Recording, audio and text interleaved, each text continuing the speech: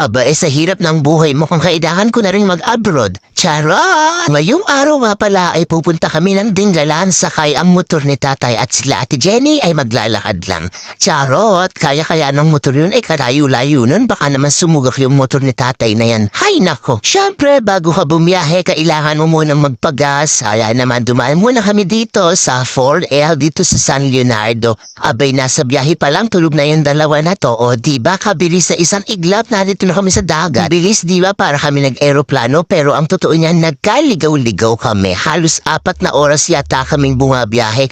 Aba manhid na yung puwit ko. Kaya naman naglakad na kami dito papunta sa J-Lo Private Resort. Ayan, dito nga pala kami mag-i-stay sa J-Lo Private Resort dito sa Barangay Matawe, Dingalan, Aurora. Meron nga pala siyang isang pool saka 4 na rooms. O diba ang daming rooms niyan. Meron din sila dyang CR at kainan yung parang kusina, gano'n, lutuan. Meron na yung gasulo. Diba tinan nyo naman ang view.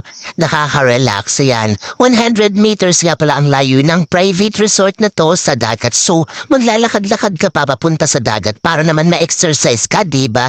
At nung tanghali nga, ayan, bago kami kumain, ayan, pahinga muna ng konti para naman mayroong energy sa paglafang, gano'n, diba? Kaka-video ko nga ay hindi ko namalayan na naitakas na pala ng batang bulugan si Aryan. Aba sino kaya sa amin ang may balat sa puwet? Mukhang uulan pa, o diba? Walang araw, medyo makulimlim. Nako, hindi maganda ang view niyan, lalo na sa dagat. Magpipictorial pa naman kami. Ipakikita ko nga pala sa inyo yung kwarto namin, ayan. Dito kami sa room 4 and 5. Ayan, butas yan ha, 4 and 5. At itong mga chikiting na to, ay nako, takot umitim. Gamit nga pala nila yung Suki sunscreen. O diba may whitening effect pa yon. Maya-maya nga, ibinigay na sa amin ang susi ng room namin. Ayan, ang dami namin dito sa kwarto, nagkakagulo. At itong batang malietong na to, aba naghahanap na yata ng pagkain, gutom na yata siya. Oh, shout out sa ninong namin. Ano po ang chika ngayon ha? Bago nga kami pumunta sa dagat, dapat pack na pack ang eyeshadow mo. Kaya naman ito kami ni Ate Oleng, panayang make-up. Buti na lang nandyan si Ate Ellie para may kalaro si Baby Aryan. Kahit papano malilibang yan, o diba? Pagkatapos nga namin gumayak ay naglakad na kami papuntang dagat. Ayan, 100 meters nga pala yung nilakad namin. Tumawid lang kami ng kalsada, o diba ang bilis namin, nandito na kami.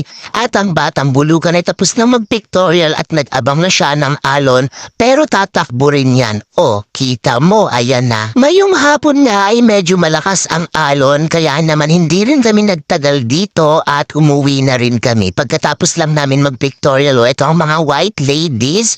Ayan, usapan kasi namin magwa-white kami kasi diba medyo aesthetic. Maya-maya nga ay umuwi na rin kami kasi pinalis na kami at masyado nang malakas ang alon sa dagat. Kaya naman dito na lang kami naligo sa pool kaso maya-maya nga ay nawala ng kuryente. Sino ba talaga ang may banat sa amin, ha? After 1 hour nga ay buti na lang nagkakuryente na rin. Ayan, nakapasok na kami sa kwarto para naman makapagpahinga ng maaga at maaga pa kaming gigising bukas. Kaso ang batang malietong na to, nako, full pa ang energy. Ayan, tulog na ang mga kasama namin pero siya, nako, gising na gising pa rin. Pero panigurado, maya-maya lang nako sure ball makakatulog yung batang buritog na yan. O diba, sabi ko sa inyo, makakatulog yan. Ayun yung mga kasama namin, nagpapahinga na sila. At ito namang si Lola Nene, aba gising pa. Aba mukhang babantayan pa yata kaming matulog. Baka daw kasi mawala kami. O ano pang inaantay niyo dyan? Abe tapos na to, intayin niyo na lang yung part 2 ha. Bye-bye!